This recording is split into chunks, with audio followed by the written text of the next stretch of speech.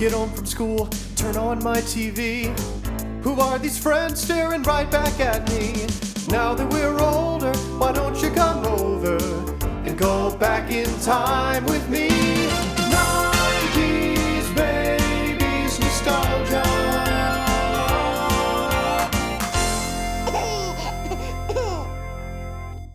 Hi, I'm Amanda. And I'm Jessica. And this is 90s Babies Nostalgia, where a couple of millennial women rewatch and sometimes watch for the first time tween entertainment from the early 2000s. Just to be clear, we are not sponsored by or affiliated with any of the TV shows, channels, actors that we discuss on this show. We just really, really love talking about TV. And today we are talking about The Sweet Life of Zack and Cody. Season 2. Part 3. We went a little long in our last one, so we've decided to break it up. We've got a part 3 coming at you, where we will continue to cover episodes between like episode 13 and 26. So if you didn't listen to our previous episode, go ahead and give it a listen. But first, Jessica, what have you been enjoying lately? Well, as we mentioned in the last one, I've been a little sicky, so I have not done a lot of things, but I will recommend some tea. Everyone knows about Throat Coat. It's great. I discovered the Yogi brand, again, not sponsored, has this tea called Sweet Ginger Turmeric Vitality. Why we're naming a tea that many crazy things, don't know. Oh my god, it's so delicious. It's like a citrus ginger that like opens up your airways, but it's not too overpowering. It has the earthiness of the turmeric. If you are not feeling well and you need like a little bit of an herbal tea to just relax your throat, and you are tired of like the aniseed flavor of like a throat coat, highly recommend the Sweet Ginger Turmeric Vitality. I drank 2 boxes while I was sick because it is that good. What have you been enjoying? That sounds incredible. I love a good ginger tea, and I love turmeric. It's honestly, you should go buy a box the next time you're at the grocery store. It's so good. Was Yogi also founded by a cult, or was that just Celestial whatever? I think it's just Celestial is the one that makes the dream tea, the sleepy tea. Yeah, it might be both though. I don't know. Anyway, don't listen to me. What have I been enjoying lately? I'm also going to recommend a product as if we're little influencers here. We're telling you to buy stuff. Anyway, if you have ever gone to Sephora and seen the Laneige lip mask and wondered, what the fuck? $24 is it could buy you for your lips, and how that could possibly be worth it? Let me tell you, it is. Like, I'm so sorry to report that it is, in fact, worth it. I am someone who loves lipstick. I love a matte liquid lipstick. Also, it's winter in New York. It's dry, so my lips tend to get a little flaky and dry out, even when I do a little scrub fairly regularly. One day, I was like, you know what? I'm just going to bite the bullet. Honestly, I was influenced by an influencer. So she was like, I've been wearing this on the daily. So I bought the lip mask finally. I wear it before bed every night. I put it on before I go to sleep. And when I wake up, my lips are happy and healthy. They don't peel anymore. I hardly even need to use the scrub, though I do still use it just for maintenance. And I've been using it every night for like 2 months almost now. Like, I definitely got it before Christmas, and I've barely made a dent in it. Like, this thing's probably gonna last me a year using it every night. This is one of those viral products that is viral because it is good. It is not viral because it is pretty. It is not viral because it's easy to talk about. Like, all those things are true, but it is viral because it's like such an amazing product. I also swear by it. They literally could charge double and people would still pay it. Not saying that they should, but it is that good. Like, I'm skeptical still about the $40 Dior lip balm, but the Laneige $24 lip mask, it's worth it. Yeah, totally. So, that said, this season continues to be a beast, as we have mentioned in our previous episode, so let's jump into it. Yeah.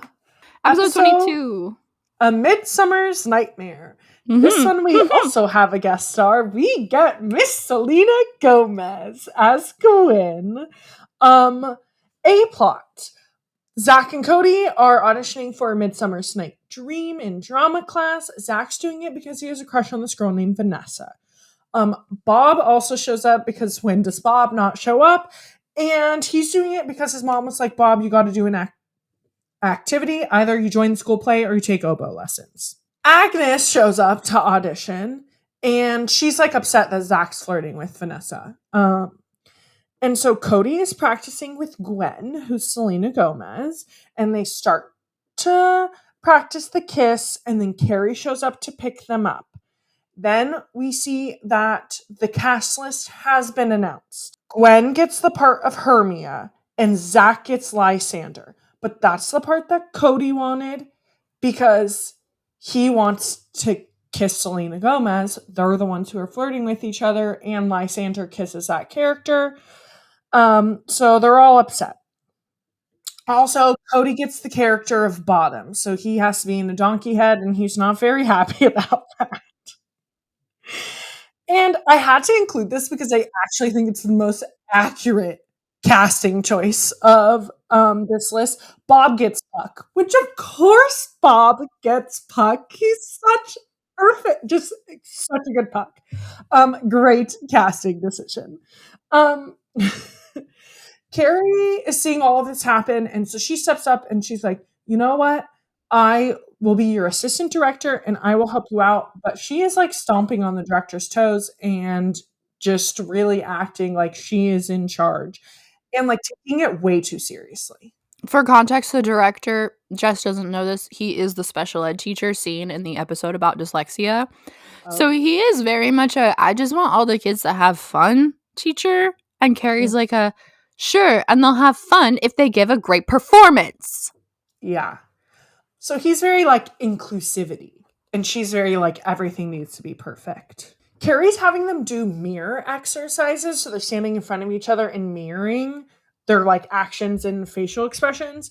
And Cody's like, Zach, you need to quit the play because you're Lysander and you can't kiss Hermia because Hermia's my girl, and that is just not going to be okay. You and Gwen cannot kiss. Look at Amanda. If you are listening audio only, Amanda is doing the mirroring. Also, it's weirdly implied that Gwen and Cody are actually dating. Yeah, it is like their boyfriend, girlfriend, but then that conversation was never had, so confusing. Mm-hmm. Then Agnes is partnered with Gwen, and Agnes is like, if your kiss with Zach lasts longer than a second and a half, I am going to beat you down to a pulp because that is my man, and you need to keep your hands off my man. Hell yeah, sister. They start practicing. Oh, and then of course Carrie comes in and she's like, we are going to practice with Hermia and Lysander's elopement. And so Gwen and Zach are practicing, and Carrie's like, this is not good enough. I need to feel the emotion. And so they continue, and they end up kissing in front of class on the first practice. That's a long-ass kiss, too. Yeah, it's long, especially for children. Uh-huh. And then after this, Gwen goes to Cody and is like, you know what? Actually, I think it would be good if we saw other people. And this evolves into Vanessa, who Zach has a crush on, having a crush on Cody. And Zach is now pissed at Cody because his girl likes Cody, but he wants his girl to like him. And Vanessa offers Cody's shoulder to cry on after, Gwen essentially breaks up with him, but not really because are they together? Confusing. And gives him a kiss on the cheek. And now we're at opening night, baby. And at opening night, right before they go on, Agnes and Cody are talking and plotting, and Agnes is like, this is just like the play. Everyone is in love with the wrong person. And so Agnes is like, you know what you need to do? You need to kiss Gwen so she realizes that you kiss just as good as Zach and that she'll go back to you, and then I can have Zach. And Cody's like, okay, that's a great idea, but how are we going to do that? And she's like, just follow my lead, baby. So during her scene, they're out in the field and everyone's like sleeping on the floor, and she improvises and is like, Bottom, you might just need to kiss Gwen to wake her up. And Bottom's like, that's a great idea, except he has a giant donkey head on. So then they're like trying to pull the donkey head. off him on stage. It's all struggling. And then he goes to kiss her, but then Vanessa interrupts and it's like, this isn't supposed to happen. And then Zack interrupts because he doesn't want Vanessa to kiss Cody. And then Agnes banishes Gwen from the forest. It's this whole thing. They start like ripping parts of each other's clothes. So there's like tears in their costumes. And they start fighting on stage. And then Bob saves the day by giving a bomb-ass monologue about everyone being fools. Dun, dun, I want to say, Jess wrote the summary out. Kudos to Jess. She's been sick as hell watching these episodes. Did you follow it? Probably not, listeners. I didn't follow it, and I've watched the episode. You know what else I've seen? I've seen A Midsummer's Night's Dream twice. Performed twice. And I've never read it, but I've seen it performed twice. I could not follow the play half the time, and I could not follow this episode. But she did an incredible job. The one thing she forgot was that last line. She ended with everyone's fighting. She forgot the part where Bob saves the day. Mm-hmm. Puck, our good little fairy, coming to save the day. And that is the one thing I know about that show. About the play, the actual play. B-plot. London just comes back from a trip to the Tokyo Tipton, and there she says the lobby was decorated with the principles of feng shui. Now I know that we don't pronounce that correctly, by the way, people. There's like, I think feng shui, like there's different ways to say it, but in English and in this episode, we call it feng shui. So just like, bear with me. You know what I'm talking about. It's the Japanese principle of like balance and shit. Mm-hmm. So she decides that she's going to decorate the Boston Tipton with her little pad that tells her how to do the things, the feng shui things. And Mosby is like, what are you doing to my lobby? Because she installs a waterfall at one point. She puts bridges. She moves the desks around. Mm-hmm. She's making it a little Japanese garden inside the lobby. And it's supposed to change the way you feel and attract good luck. And to be fair, they do start getting good luck. Mosby, like, his car gets hit, but this guy's like, but don't worry, like I sell foreign vehicles and like I can get you a really good one. And Maddie finds $100 bill on the lobby floor, which is like all she needs for good luck, baby. And what the fuck happened to Esteban? Esteban's family strikes oil on the land. Right. Mm-hmm. But London is having bad luck. Mm-hmm. You know, she's named number 1 on the worst dress list. Her yacht sinks. That's right. Mm-hmm. There's some other stuff maybe, but she's basically like, this shit ain't working. This feng shui isn't working. And everyone's like, yes, it is. And she's like, no, it's not. Let me change it back. She changes it a couple times and then she changes it back to what it was. And when she changes it back to what it was, all their luck reverses back to how it was. So the bill that Maddie found was counterfeit, and now she's being invested by the police. The foreign vehicle that Mosby is being given is a bicycle, mm-hmm. and Esteban's family found oil on the Tipton property and are being sued by London's family. Mm-hmm. But her family is now more rich than ever. Mm-hmm. And it turns out that it was a mistake and she's actually on the best dressed list. Mm-hmm. This episode is crazy. How do we get both of these plot lines in 23 minutes? They're wild. And I'm like, how did they fit this all in 23 minutes? Like, yeah, this is crazy. Because the other 3 episodes we covered had huge A plots, but then the B plots were literally a sentence. But these are like actual plots in both, I'd say. More so the A plot. I will say, A plot, did I follow it? Like I just said earlier, not well. All you need to know is that Zack and Gwen kiss. Mm-hmm. They kiss. And people aren't happy about it. And no one likes the right person. I have thoughts on the A plot. But I also have thoughts on the B plot. Well, we're starting with the A. Carrie would not have time to volunteer as an assistant student director. She's a lounge singer. So my guess is her hours are like 4 to 10, 4 to midnight, something like that. Student plays happen after the school day is over. Those would overlap. That is confusing. Also, like, give the woman a break. She's a single mom. She has a full-time job. She does not need to be volunteering as an assistant student director. I did get the impression, because he asked her to when he found out she had some sort of experience. I did get the impression she was overly enthusiastic and a little too emotionally invested in this, and that's why she volunteered. But you're absolutely right when you bring up the hours. I didn't even think about that. There's no way Yeah, in hell that those hours would not overlap substantially. Even if she has a couple nights off a week, they're rehearsing more than a couple nights a week. yeah. Yeah, like I would understand if she like, I don't know, volunteered at the school for like morning announcements or something like that. But like not with her job as a lounge singer doing something in the afternoon/evening. It just does not make sense. Mm-mm. Also, getting into the kiss, because we have a few notes about this. Um, Kissing on the first practice is not how it happens in like actual drama class, especially in like, I don't know about middle school, but like in a high school setting, like you're not doing that until it's tech week. And if that's how it is in a high school setting, they're probably not kissing at all in a middle school setting. Yeah. Or if they are doing it, it's like maybe the final rehearsal. Yeah. You do the little peck. Like that made no sense. Selena Gomez has talked about this kiss actually, because it was her first kiss and that it like was not a good experience. She was like super embarrassed and uncomfortable and she had to do it in front of a big group of people and she just like did not love it. Mm-hmm. And that's what I was going to bring up. And to that end, the way Disney blocks their kisses, they usually don't need to be kissing. And as a viewer, I usually assumed that they weren't kissing, that they were just very close. But for them, as for her as an actress and Alison Stoner and others to have come out and said, hey, I had this kiss when I was really young. My first kiss was on screen and I didn't enjoy the experience.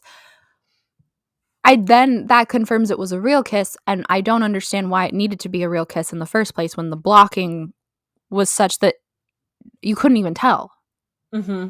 especially when they're so young. Mm-hmm. This is like maybe these are the shows that we needed intimacy coordinators on. I know that like the role of an intimacy coordinator has like grown hugely in the last like 10 years in productions. Mm-hmm. Like it was not non-existent, but it existed in a much, much, much smaller role at the time that we're talking about now in the early aughts. But now it's like a huge role on these sets.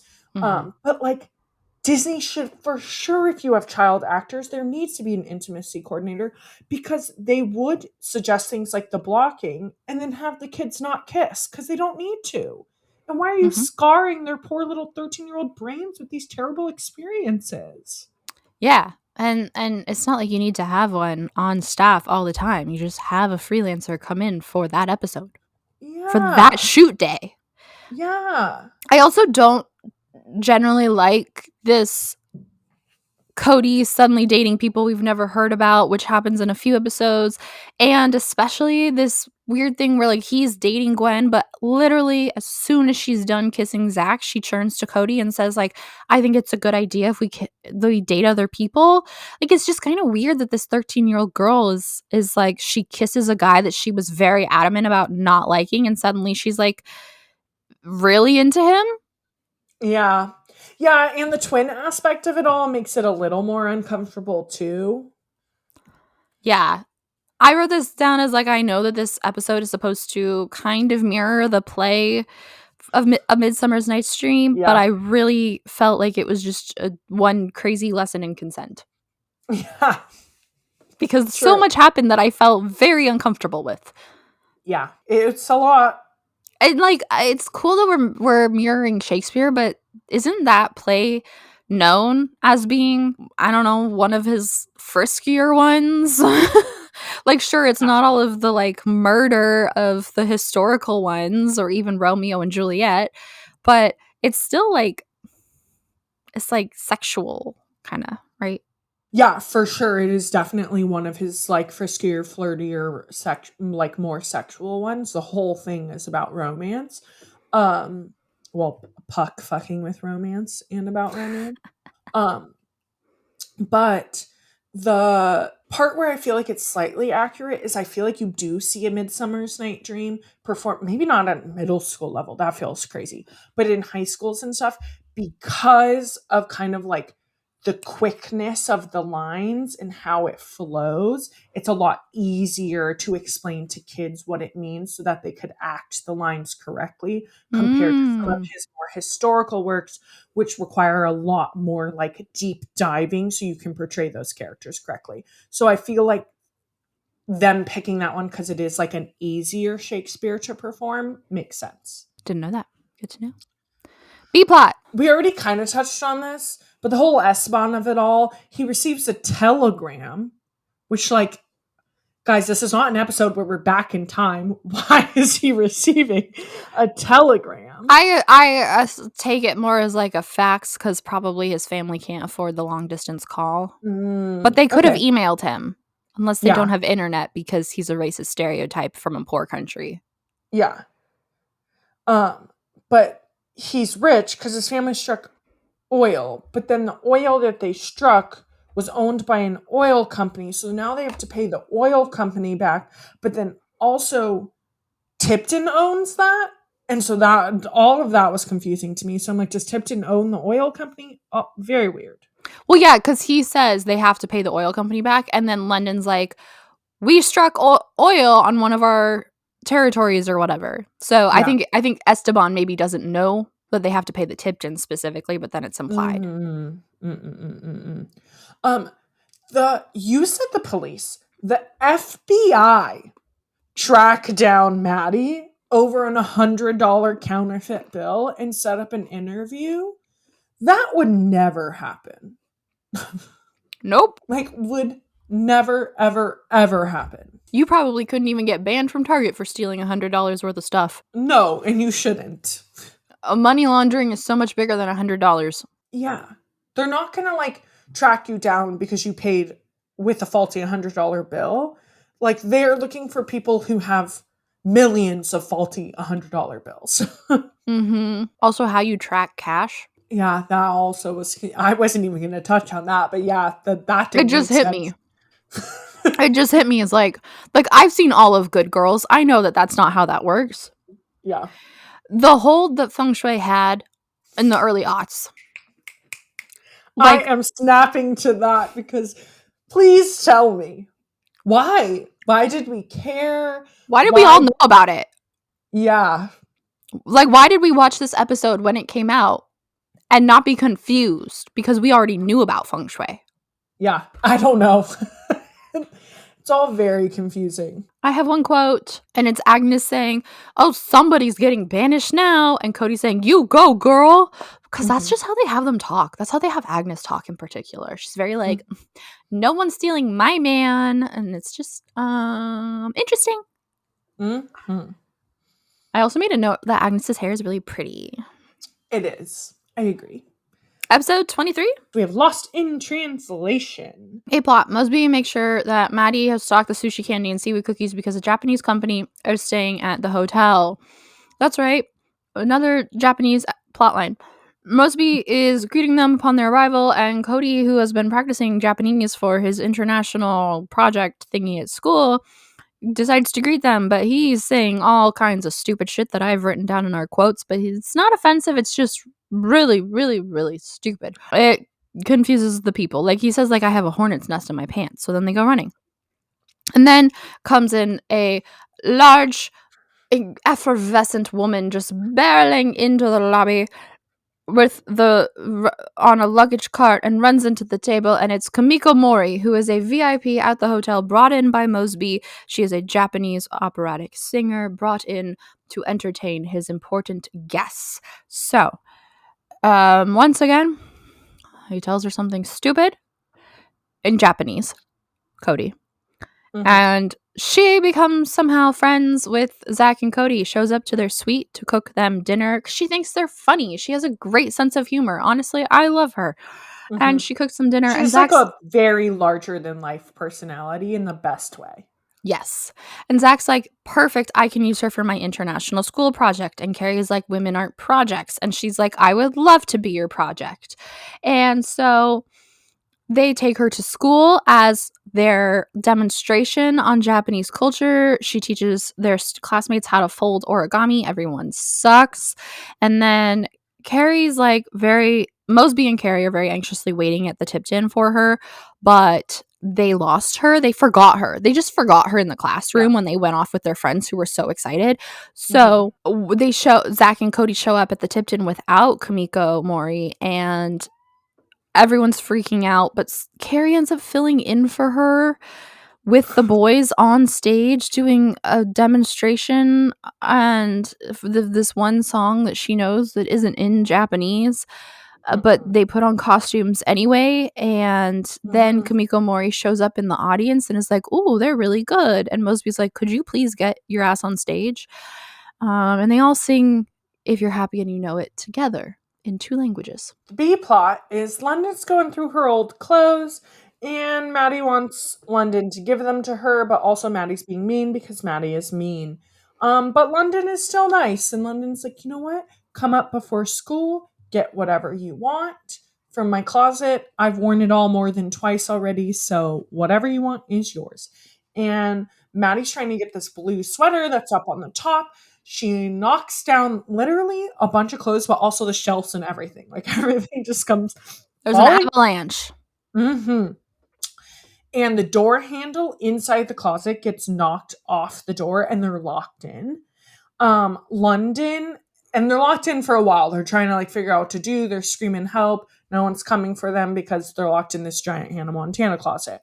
London has her cell phone, but she has no service. And so she's getting on Maddie's shoulders so they can find the perfect part where she has service. And Portia calls her, but then her battery dies right as she's about to tell Portia that they're locked in the closet.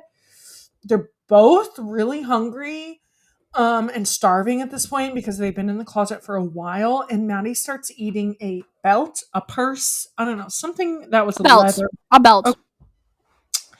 And then London's like, oh yeah, I had a couple pieces of candy, so I'm doing okay, but I saved one piece in my purse for later. And Maddie's like, you had candy and you didn't tell me. I'm over here eating a fucking belt. And so then they start fighting over this piece of candy. And then they have a little bit of a heart to heart. And London's like, you know, you have a great life. And you know that the people in your life like you for you. Like, I don't know if people like me for me or like me for my money.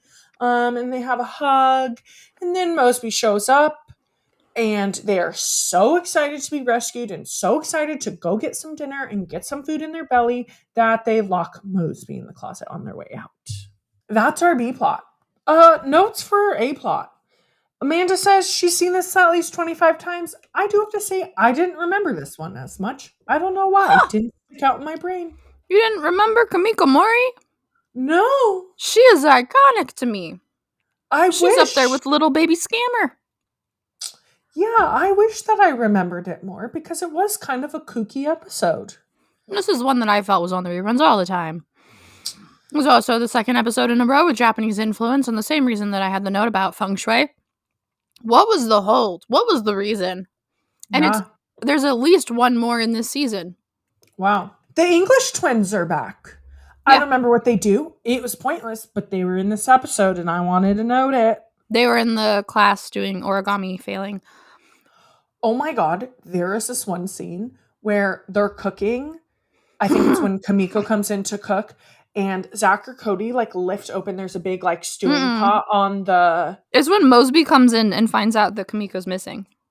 Oh, okay, that makes sense. But there's a big pot in the kitchen. And they lift open the pot.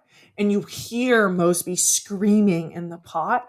And that is what nightmares are made of. It was terrifying. I didn't like it. He screams into the pot because he's so mad that they've lost her. And then he leaves, and then out of curiosity, Zack just lifts the lid, and you hear the scream come out. It's like the scream was trapped. I missed the precursor to the scream being trapped. Still don't love it. It's good because it's like a full minute or two after he did it. The Carrie performance of it all. You want to get into that? Yeah. So instead of just having your lounge singer, who is a performer, that you put up in this nice-ass hotel with her children, so clearly you think she has talent, instead of just being like, this is the opening act before we have this great finale act for you, you're gonna have the opening act like dress up like white face paint with the like really red like round blush and the like black hairdo wigs with fans. Was it fans or ribbons? No, fans that they were dancing Fans, with. because they had the lyrics on the inside, I think. Yeah. I just don't know if we needed that. We didn't. I will say, in a very heavy generalization, typically speaking, East Asians, especially, well, I would say especially Japanese, but also Koreans, a lot of East Asians from East Asia, not Asian Americans, don't perceive appropriation the same way that we do, because they have very ethnically homogenized societies in which they don't have the historical context of being colonized and racially discriminated against by white people. So like, it's common in Korea to rent traditional hanbok, like dresses, and take pictures in palaces. I only did it when my Korean friend invited me to do it, but a lot of foreigners do it. And a lot of Koreans think of it as like, oh, they're appreciating our traditional wear and they think that it's beautiful and they really like that. So I wouldn't necessarily say it was a bad move on Mosby's part, in that like he probably wasn't offending his guests because they are from Japan. But that's a whole lot of context that I have from living in East Asia that these writers do not have. Yeah. That is completely inapplicable, and also never excuses the fact that we have white people dressed up in supposedly traditional Japanese costume and makeup. Yeah. Still, yeah. It's a bad choice that didn't need to be made. 100%. Yes. And I'm not Heavy defending on that. the cultural appropriation for sure, but I appreciate the context. They call themselves like Tashika and the Pimps. I did not catch that, but that's what Mosby has to introduce them as. Yeah. In our B plot, Maddie mentions that she's been wearing the same socks for a week. And like, I'm not the queen of hygiene. I'm not going to be the first to like ever fault someone on hygiene, but the same socks that you're sweating in, you work at a candy counter where you have to stand for your entire shift. You're wearing those for a week. Like, you must have foot fungus galore going on, because that is just gross. Disgusting. Mm-hmm. I remember this mirror vividly. I don't know how much you mentioned it in the plot recap, but there is a sassy ass talking mirror in every one of London's 4-story closets, and Maddie's like, why is this mirror always so mean? And London's like, he's always nice to me, and he's also mean to Mosby, but he's a very weird, and I say he because it's a masculine voice that comes out, just a very sassy AI mirror that I remember vividly. Okay, quotes. I think the first 3 are all things that Cody says when he's speaking Japanese. Is the second one? I don't know about the second one. Okay. The first 2 that I will say. Yeah. He says, I have a hornet's nest in my pants and my belly button grows watermelons. Which then Kamiko Mori's like, don't send me any fruit baskets. Which I liked. Yeah. One of the other ones, I don't know, Jess thought that this was a Japanese quote. It might be towards Maddie. I think it's London towards Maddie. Yeah. Or it could have been the mirror towards Maddie. Yeah. Oh, yeah. It's you stick-legged, frizzy-haired freak. Mm-hmm. When Kamiko Mori is making them dinner, someone makes a joke about the eyeballs, and she says, as a sign of respect, I will save the eyeballs for mommy. To which Carrie makes a look like she is revolted. Mm-hmm. I didn't like this line because I didn't like the response to it, and it's comedic relief for making fun of a culture. I had a friend growing up who was Filipino and Japanese and would talk about how like everyone would make fun of her for eating dishes where the fish contained the eyeballs, but that was to her like the best part. So that's just one of those things where it's like, it's fine to include other cultures, but it's not fine to make them a joke. Yep. I wrote in all caps, famous, how did you forget this? Because Jess did not write this down. This is a very famous and commonly memed part of Sweet Life. Of all of it. Yeah. Is Carrie saying, how do you lose a woman? And Cody says, you forget to cherish her. Yeah. So good. And then the last line that the mirror says to Mosby, I like the suit, but what's with the tie? The guy couldn't guess your weight? And I don't understand that. Like, Yeah, I know. I don't even understand the correlation of weight and ties. Yeah, I didn't get it either. And it's like a running thing throughout this episode about his tie. Like, I feel like his tie is brought up multiple times. Episode 24, Volley Dad. Guest Mhm. stars in this include Mindy Sterling, who is a pretty well-known name. She's a ginger, shows up in a million things. So many, like her IMDb is really long, but she is primarily known as Frau Farbacina in the Austin Powers movies. She is the principal in Ant Farm, and she is Mrs. Briggs, the teacher in iCarly. Mm.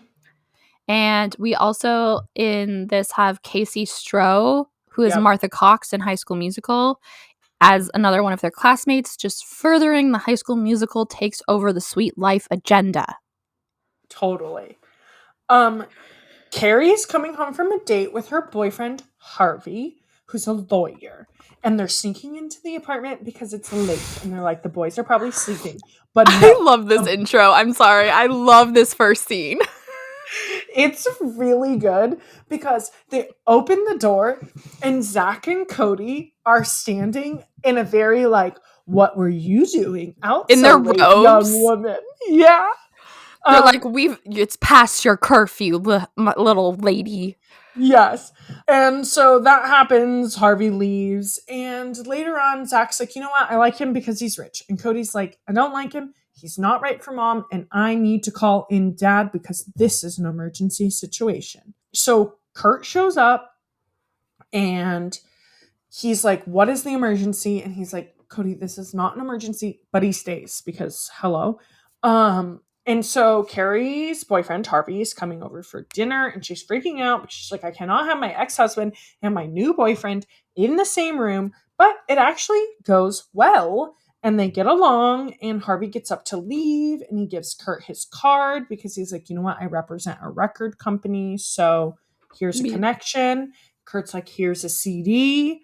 And he's like really not on Cody's side. He's like, this guy's great. What are you talking about? And then Kurt goes to leave and they open the door and we see Carrie and Harvey kissing because I guess they just had to include that. It felt weird. Now Maddie gets wind that Harvey is proposing to Carrie. And so she tells the boys. And Carrie's at dinner and he puts the ring on a breadstick.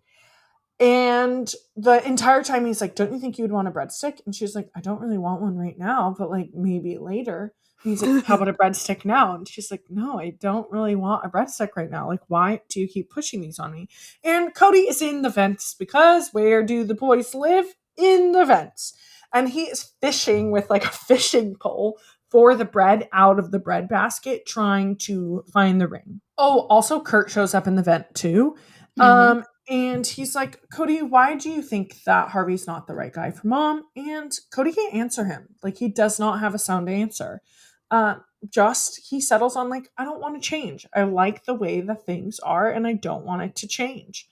Mr. Mosby comes out to encourage Harvey and it's like, you really need to ask her to marry you because Mr. Mosby is in this to get the boys out of the hotel. He's like, I need Carrie to marry Rich so she can move in with Harvey and get these boys out of my lobby. He then like tries on the ring because that's a fucking normal thing for a grown ass man to do, and it gets stuck on his finger. So then Carrie comes back and is like, why is Mr. Mosby here? What is happening? Harvey gets down on one knee, makes Mr. Mosby get down on one knee, asks Carrie to marry him with Mr. Mosby's hand that the ring is on. And Zack and Cody show up and Cody's like, you know what? I give you permission to marry him. And Carrie pulls Harvey aside and is like, this is way too fast. Like, I've liked dating you, but it's only been a few months and I'm not ready to get married. Back when I cared enough to trope time, I've seen at least 3 things, 2 shows and a movie in the last 2 months in which someone tried on an engagement ring that was meant for someone else and it got stuck on their finger. Oh, yeah, that is for sure a trope. B-plot. London is joining the volleyball team at her Our Lady of Perpetual Sorrow, which is still the funniest name for a school I've ever heard. Mhm. They're losing. They suck. And London also sucks. But the other team has this really competitive player that's like saying mean comments. And as soon as she's insulting London's fucking great. She's spiking that ball.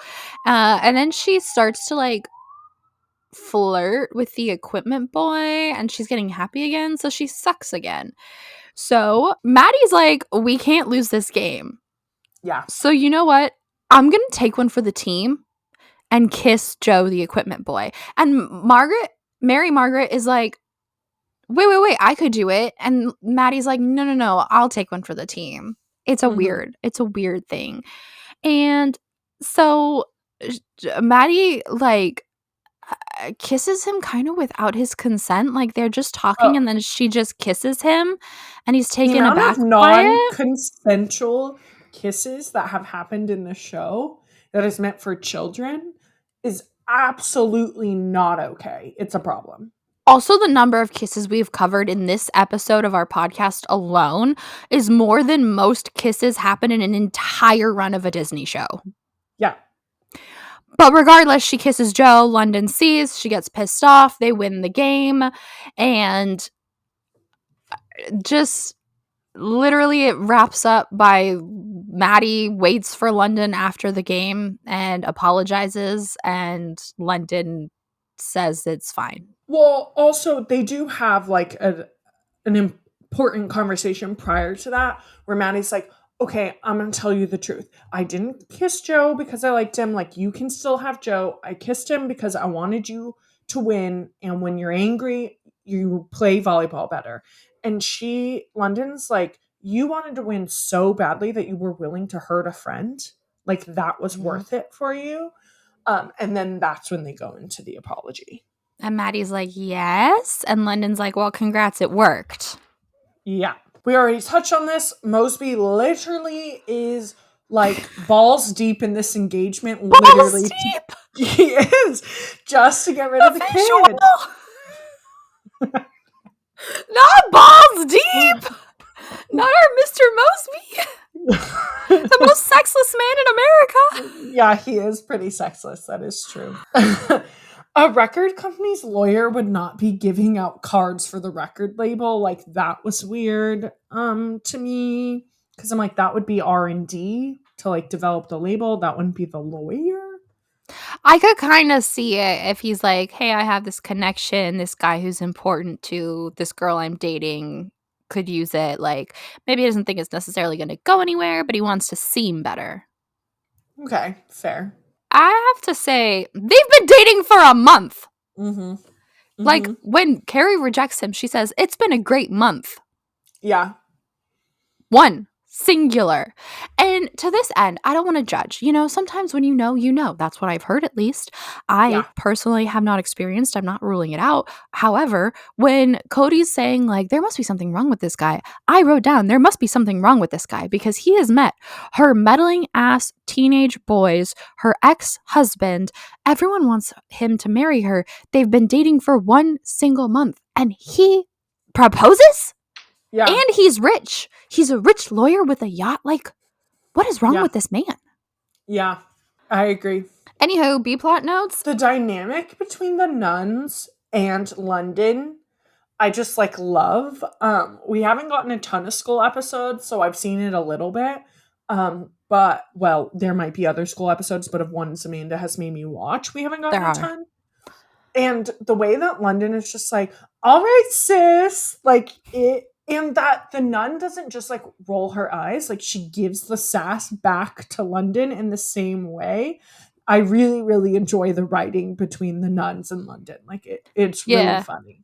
It kind of gives Dairy Girls vibes with their school nuns.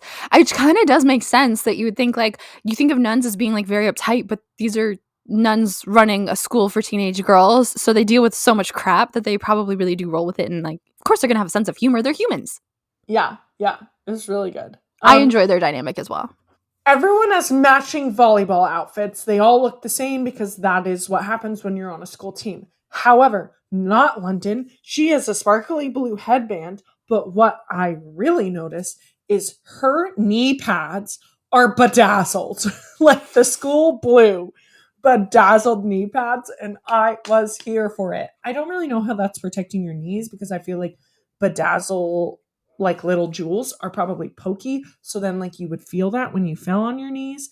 But regardless, cute. Well, I think there'd be a bigger hazard for the floor.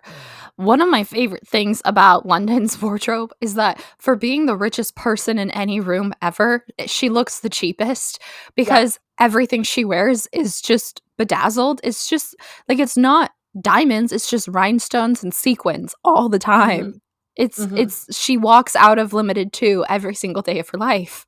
But she knows what she likes. Maddie is literally the worst friend. So like we have to talk about this. We've talked about it before. We have to touch on it again. This is the plot line that disgusted me the most so far because she consciously makes this whole ass plan. And you can tell she's kind of enjoying it too, the way that she's like, oh, no, it's my plan. I have to be the one to take one for the team and kiss this man without his consent and hurt my best friend who goes to this school and relies on me for guidance. And then I hate the way that it's supposedly wrapped up, where it's literally a credit scene. Yeah. Where like they have the fight about congrats, you did hurt me and we won, whatever, it worked. She goes off to the locker room and then it's just when she comes back and Maddie's like, you're right, I'm sorry. Yep. It's too big of a crime for her to be forgiven so quickly. Completely agree.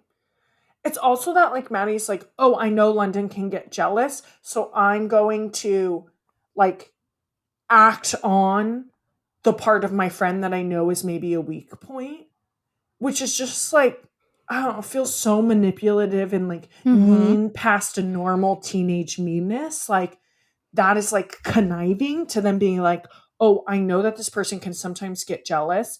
And instead of helping her prevent her from falling into jealousy, I'm going to bring that side out of her. Don't love. Yeah, and I wonder what's going on in the male writer's room because in our role reversal episode, London is Maddie, right? So she is smart and she is also a bit mean. Like they're consciously writing her as mean and manipulative and they're not unaware of it. But I'm wondering, is this what they think female friendship looks like? Because they are I sure hope not.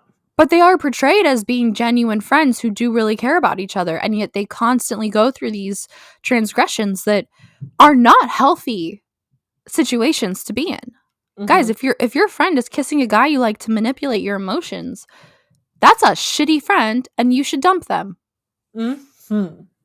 Agreed. To that end, this whole plotline of London's being motivated by being insulted, Maddie insults her constantly. And that's never done anything for her in the past. Yep. So that was confusing to me. A few quotes. I don't remember when this one happened, but I wrote, I must have missed the good news part. This one I do remember. And this is when London first becomes really good at volleyball. And she says, but call me dumb and you'll feel my rash. And then Maddie's like, wrath. And she's like, that too. I feel like the good news part might have been Mosby after they don't get engaged. Oh, maybe. The line that motivates London when they're playing volleyball that comes from the other team is because she's like, oh my God, are you London Tipton? And she's like, I am. I've just always wanted to meet the dumbest heiress in Boston. And then Cody at one point to Kurt says, are you going to let her marry that? And Kurt says, if she doesn't, I will. Yeah. Shout outs. This is the part where I give shout outs to episodes we are not talking about that had something I thought was important to note for your cultural lexicon and mine. Episode 13, Bowling, has Dot Marie Jones in it. She's Coach Beast in Glee. Episode 16, Going for the Gold. London buys a boutique in the Tipton and runs a store, and that's something that stuck out a lot in my head and felt important to note. She then gets rid of it by the end of the episode, so that's why it doesn't come up again. 19, Ask Zack. Zack is the advice columnist for the school paper. This is just a major trope, right? Yep. Huge trope. Episode 20, That's So Sweet Life of Hannah Montana. You know it. It's coming. We've mentioned this in Raven, but if you haven't listened to Raven before, That's So Sweet Life of Hannah Montana is a crossover between all three of those shows, and we will be covering it in its own episode of 90s Babies Nostalgia when we care. Episode 21, What the Hey? is this weird ass episode where they skip school. Zack and Cody skip school, go to the mall, and film a music video with a really shitty song. They do get caught. Episode 25, Loosely Ballroom, is basically Dancing with the Stars Sweet Life edition. Fun. The whole plot line is Esteban's running a dance school and they're competing, and it's all the people from the Tipton except Maddie. She's not in that episode. 26, Scary Movie. The boys go to a scary movie with the twins, Janice and Jessica, and it's cute. Zach gets scared. He sleepwalks. And my thing that I loved was cute was that when he's sleepwalking and destroying the Tipton, Carrie asks the boys if they're doing it, and they say no, and she has them pinky swear, and they all pinky swear, and then she turns to Mosby and goes, "There you go." And he's like, "You believe that?" And she's like, "Yeah, they pinky swore." But so also cute. In the B plot, Taj Mowry from Smart Guy, from Baby Daddy, all of that is a guest star, and London pretends to be poor for him because he's poor. And then when he finds out she's rich, he's like, "Well, at least you're not poor and mean like Maddie." Yeah, it's a whole, I almost had us watch that episode. Almost. Yeah. And I do recommend it. So that's it for this chunk. Up next, we will probably be doing, I thought we were only going to do one more episode on this season. We might do 2 because there's some doozies in there, baby. Yep, we're continuing season 2. You'll get 1, 2 more. We'll see. Most likely 2. And then coming in March, if you are someone who likes more of our remix content, we will be covering Young Royals. Woo-hoo! I know, we're so excited, lining up with the season 3 premiere as much as we can. So we'll be covering season 1 and 2, as well as once season 3 premieres. We'll be covering that. So we're super, super, super excited to talk about Young Royals because boy, do we have lots of thoughts. If you haven't watched it, it's a lot like Heartstopper, but drama. So you'll enjoy it. Drama and royal. As always, you can follow our social medias. Please do so and please interact with us. We are 90s Babies Nostalgia. Spell out the word 90s on Instagram and YouTube, but use the numbers on TikTok. Rate and review on Spotify and Apple Podcasts. And with that, we'll see you in the next one. Bye. Bye.